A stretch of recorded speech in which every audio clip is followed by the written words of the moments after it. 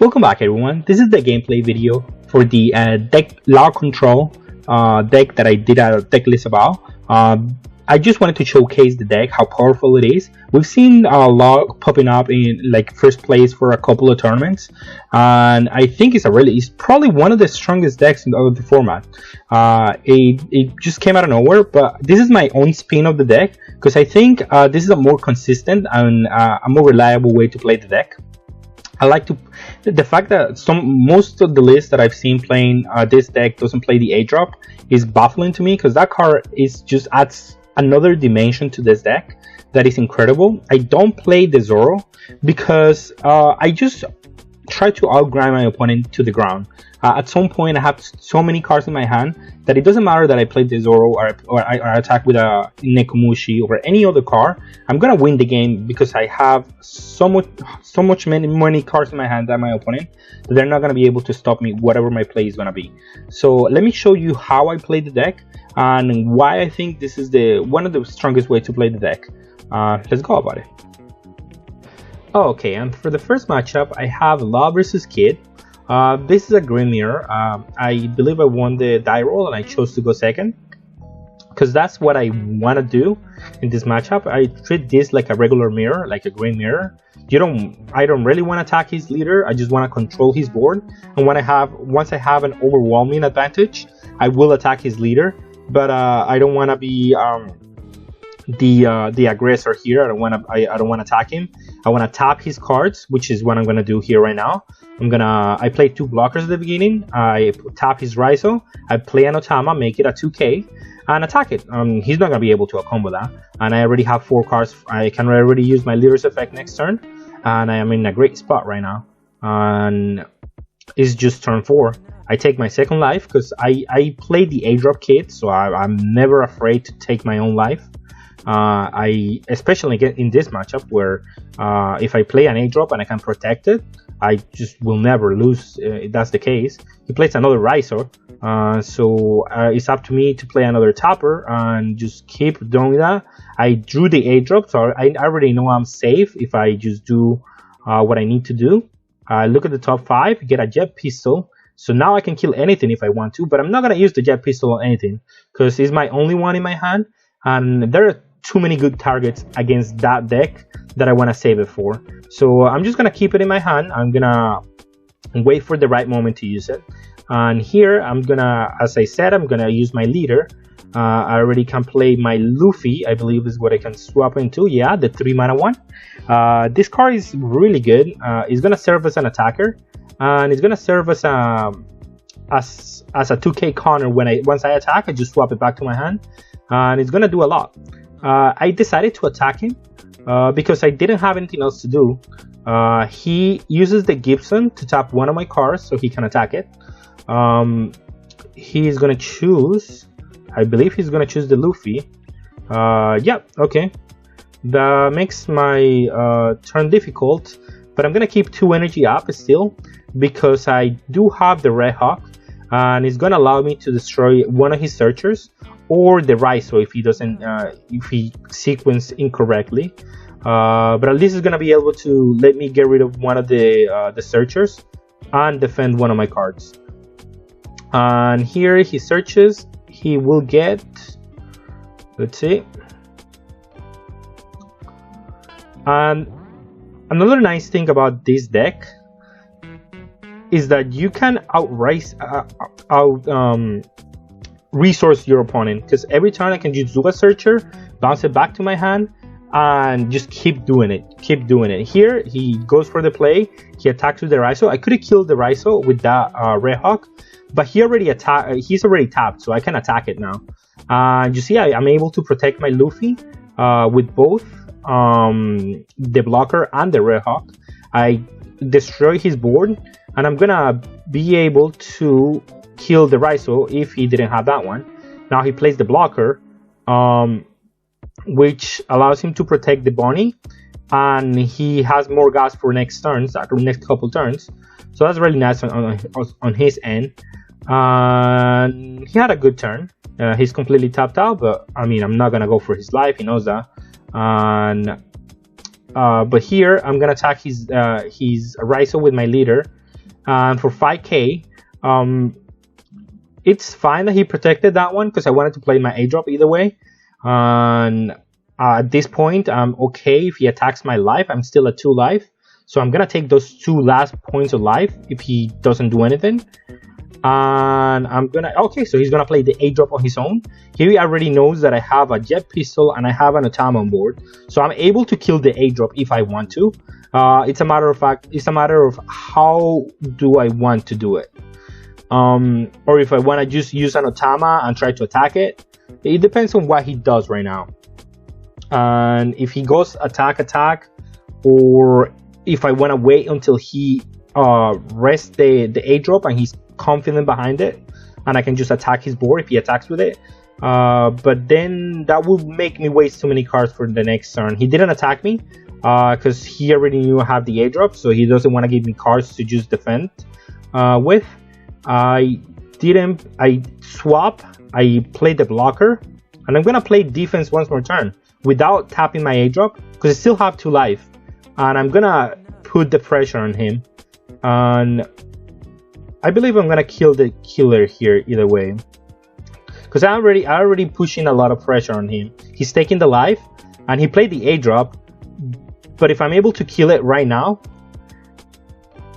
yeah, exactly, if I'm able to kill it right now and he's already at 2 life, I'm already putting a lot of pressure on his board, and I could even attack with the A-drop and not attach any energy, which is what I'm gonna do, because I don't care if he attacks me or my life because he's gonna give me 2 more cards. But if he decides to go after the A-drop, I have 2 energy back, which means I have the Red Hawk to defend my A-drop, and he's gonna take his whole turn to attack my A-drop if he wants to attempt to kill my A-drop, and he doesn't have the cards on board to actually do it because the only card that can really attack is the leader.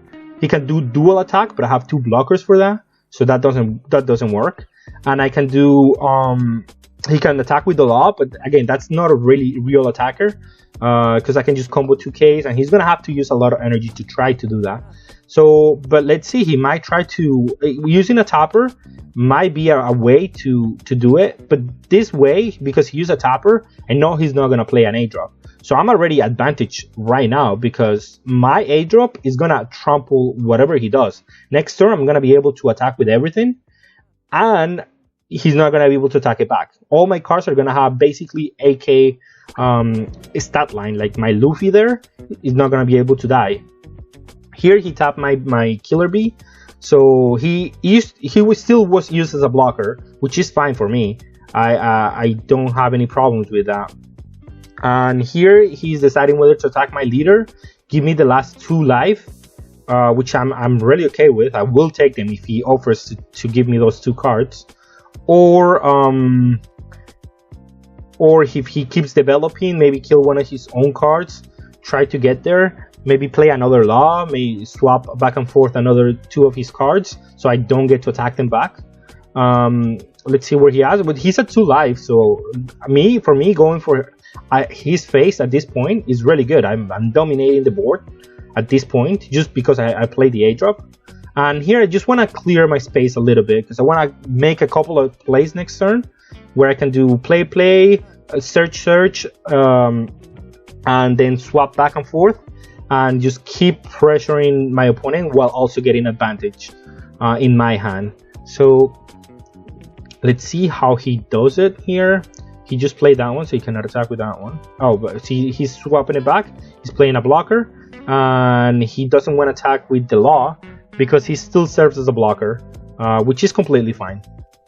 It taxes my energy a little bit here, and he doesn't want to lose the blocker. Here I will use my Bonnie. I need to refill, but I get a law, which on these board states, a law is excellent. It's exactly what I needed. So I get a search out of Nami, and I will get a search out of law again if I can play a Nami. I don't have that many cards in hand, but I have enough to where I can kill his blocker now since he didn't play the A-drop. I have another my second jet pistol, so I'm okay to play here because he doesn't have the A-drop and he's losing on board already. I'm gonna be able to clear his board, and then I'm gonna be able to attack his leader. So Here I will attack with the 5k into the Raizo, I believe. He has a blocker, I have to keep that in mind when I'm attacking here. He uses the blocker on the 9k, and I don't know if he's gonna defend this one. He probably should, since that's the only card that's offering any pressure and any value in his board. But again, it's hard when you're, yeah, okay, so he opts to defend it, although it's at a great price because he's showing me that he doesn't have any 5ks, I mean any 2ks to defend with. And I'm gonna use the leader. I'm gonna swap my Otama to give me more combo power in my hand. I'm gonna get a Law, I'm gonna switch my Nami back, and I'm gonna get another Nami Search, only leaving one blocker to protect my kid. Because if he goes and tries to kill my kid, that's gonna be his whole turn, and I'm gonna be able to just outvalue him. I'm still at 2 life, so I'm in no danger of dying, and my board is full, and I can pressure back whatever he does. So it depends on what he wants to do here. I will react to whatever he's doing, and I think I have enough combo power in my hand to whether if he goes after my A drop, like all in against my A drop, I'm gonna be able to defend it. But if he doesn't, I'm just gonna be able, he's gonna waste his whole turn trying to kill it, and I'm gonna be able to take his I'm gonna be able to pressure his leader back, and he doesn't have a board to answer me after that, and I have enough blockers to where I can just win that race if he kills my A drop. So this is a good spot that I find myself in. I don't yeah, there's not much he can do. He has to develop here or suffer the attacks here that he's attacking for 8, and 8 is just something easy that I can just out combo, and it's not easy to tap my blocker. He uses the Raizo, he attacks us with it just to get a card and try to get something going. He uses a Law because a Law is a good play here. He saves his Raizo and he gets to play another card, maybe another Raizo or another blocker. But at this point I'm still winning the board. Okiku is a really good card though, where he can just tap my blockers and deal with them and try to offer some pressure here. And he's saying, this is what I have, can you deal with it? And here I just keep getting advantage out of my my bonies and everything that I can just get my hands off. And I don't have many cards in my hand, but I have enough in my board where I can just offer enough pressure. I can get a free kill here out of my Nami, because if he taps the Law, I'm gonna be able to kill it back. And again, if I'm winning the board, I'm winning the game. I'm gonna attack with the Luffy for 7k, which that's really good. That's why I played this Luffy here. At the end of the game, he's gonna be able to do this kind of plays. He gets the killer out of the life, which it's fortunate for him, but it wasn't like the biggest blow up for me. It was just something that happened. Here I'm trying to dig for another Law, because that will seal the game for me basically. And I just wanna be able to attack with this one that I have on board. So I'm gonna attack with him, and I'm gonna say, hey, what are you gonna do here? Give me a 6k. Okay, now you have to defend every card in your board. I'm gonna bronze Nami, and I'm gonna play at the Chopper that I searched earlier, and I was gonna attack with the 9-drop, but I haven't attacked with the leader, and I don't want him to just block my leader for free, so I attack with the leader first, and I attack with the 9-drop now. And that one is gonna take the life. He's at 0 life, so he's pressured to either kill me here or pull something like really miracles. But I have the A drop and I have 2 blockers, I'm sorry. Yeah, Okiku can get rid of one, but then I still have one, so it's gonna be extremely difficult to kill my A drop. And here I just need to out combo for 1k, which is I have a billion of in my hand. But I'm gonna opt to do the Red Hawk because he hasn't used the bunny, so I want to deny that value for him. And if he does dual attack with the killer, I already know how much energy he has, which is about 10, I believe. And I can out combo from my hand the first attack, and I can block the second one. That will take his whole turn, and I will be able to kill back his board, or I'll just be able to kill him next turn if he does that. So I'm very confident with just using my Red Hawk there. Instead of dropping a 5k, I use the Red Hawk, kill his value, and just ask him, what do you want to do? Do you want to just go for it to try to kill my kid, which you're not going to be able to do? And then I put it super difficult for him. I believe he probably tries to play a blocker, but anything like he cannot attack with the law now at this point. Attacks for 9. I just have to combo 2k. I don't even have to waste my blocker here. And he says he surrenders. He says, no, I cannot defend the next turn. It's gonna be, I have already lost the board. I cannot defend anymore, and that's it. So that's how I do it. That's why I like this deck against regular kid, because you have a Tama Jet Pistol, and if you don't have an A drop, and I do have an A drop, that's I'm gonna win even without the Jet Pistol. I'm able to just play Otama. I'm just by being able to play Otama, I'm able to just win the game that way. So this was a really good game, and let's go into the next one. And for our next matchup, I have Law into Kaido, and this is the worst matchup for Law by far. Any other matchup I'm very confident about, but Kaido, there is some draws that you just cannot bid. When they have Field Spill into King, into 10 drop, into another 7 drop, I mean, I don't believe there's any deck that can just deal with that. So it really, there is a thing about Kaido, which there is some games where you can just not win because that is that powerful. However, if they don't have exactly that curve, you can still win this matchup. It's not impossible. You just have to play correctly, and you have to, even if they have like 3 out of those 4 things that I just said, you can still win, because it's not impossible. It's not like it's not an invincible deck. It has some flaws. It has some things that you can deal with. Here I opted to play the Iso and kill his pressure, because I don't want him to attack my Bonnie next turn, because I think I had another searcher. I wanted to do double searcher next turn, and I just didn't want him to attack with the one drop and get free value out of my Bonnie there.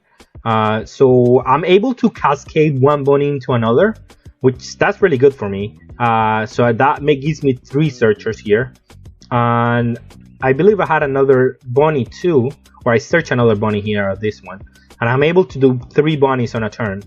And I get the kid because it's the card that is gonna allow me to recover after he 10 drops me. So I need to have at least 1, so I can play a longer game, and I can play and I need the blocker for the A drop. So I'm setting up for that turn.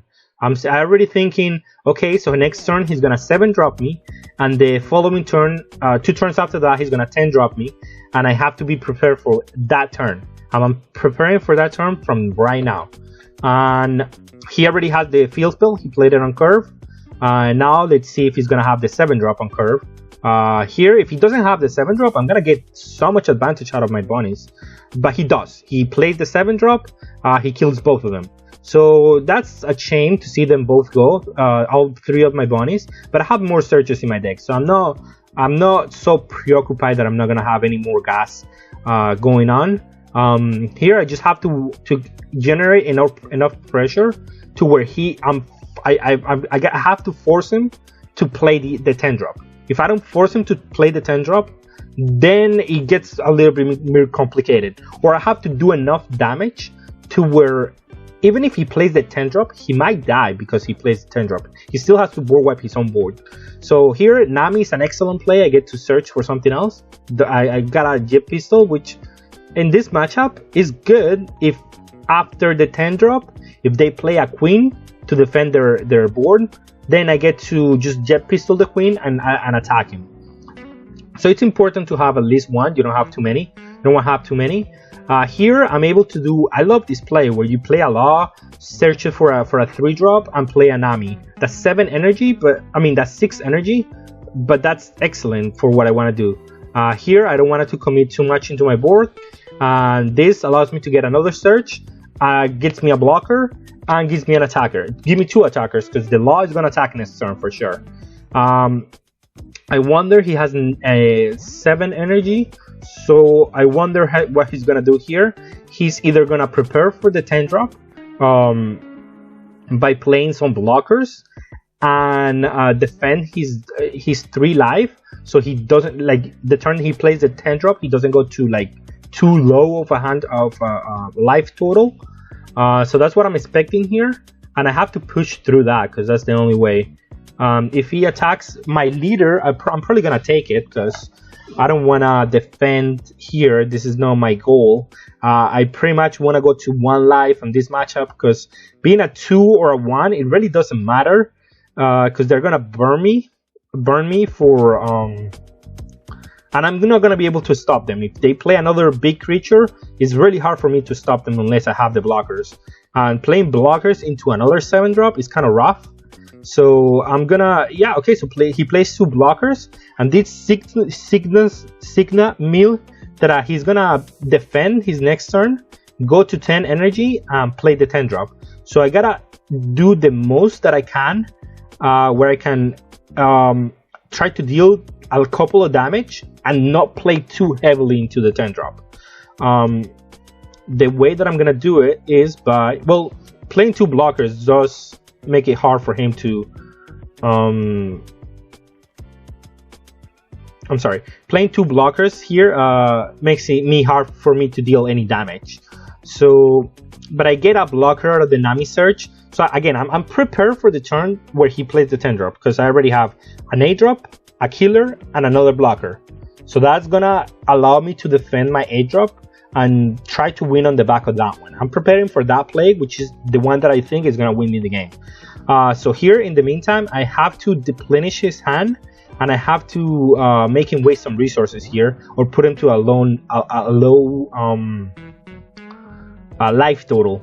And here I attack with the Luffy for 7. I attack with the Law for 7, and I attack for 7. Let's see if he takes it or not. He's gonna block it. No, he's gonna take it. Okay, he goes to 2 life. 2 life is okay. Is what I wanna be when he plays the 10 drop. I'm gonna flip into. I'm gonna swap my Isu, get more combo power for the turn where I played my 8 drop, and I'm gonna just force the block here too. I'm gonna play a blocker just in case he doesn't play the 10 drop. I still gotta be able to the block and not let him kill my Luffy or my Law that easily. So I'm expecting the 10 drop, absolutely. If he attacks with the 7k king first, I'm gonna block it because I don't want him to get any cards out of my hand with the 10 drop. He attacks for 5, which again, I'm not gonna defend this one because I'm expecting the 10 drop here. So any card that I defend here is just no value, and I'm gonna block with my Chopper because it's already on board. I'm not gonna waste cards from my hand to do that. Okay, so he didn't play an 8 drop. This either tells me he doesn't have it, which is probably what the scenario where we are right now, because I don't think you play the 7 drop here because you want to play the 7 drop if you have the option to play the 10 drop. So yeah, so he missed one of the steps. What I was saying, you need 7 drop into 10 drop into 7 drop. If you don't have that exact curve, I can absolutely win this game. And here I'm not scared of these 2 cards because they don't do enough. And I'm attacking for 7. Again, 7 is the perfect number against Kaido because they have to either waste one of their Blast Breath or Thunderbaguas to defend, or they have to pitch 2 cards to try to defend the life, or go to 1. And again, I'm trying to put him to 1 because I don't want him to play the 10 drop with impunity. And I'm gonna attack for 5 here. It should have probably attacked for. Oh no, I know why I didn't attack for 5. So here I'm gonna play 2 blockers, and I'm gonna bounce back my Nami to my hand because I have 2 of the Red Hawks available to me. So I'm saying, okay, if you're gonna play the 10 drop here, you either play it as the first thing, or I'm gonna block the 2 things that you have on board. and that's my play here right now.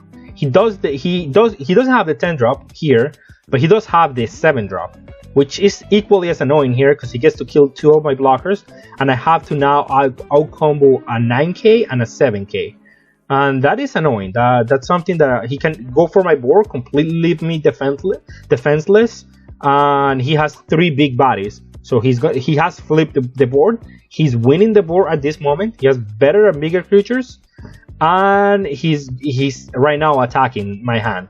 However, I do have the Red Hawk, as I said, and I'm able to defend my board easily without losing too many cards. And since my play next turn is probably gonna be the A drop, then I am okay with saving my board by using the Red Hawks, and since I'm not gonna be able to use them next turn if I'm gonna play the A drop. So I'm gonna save my board here.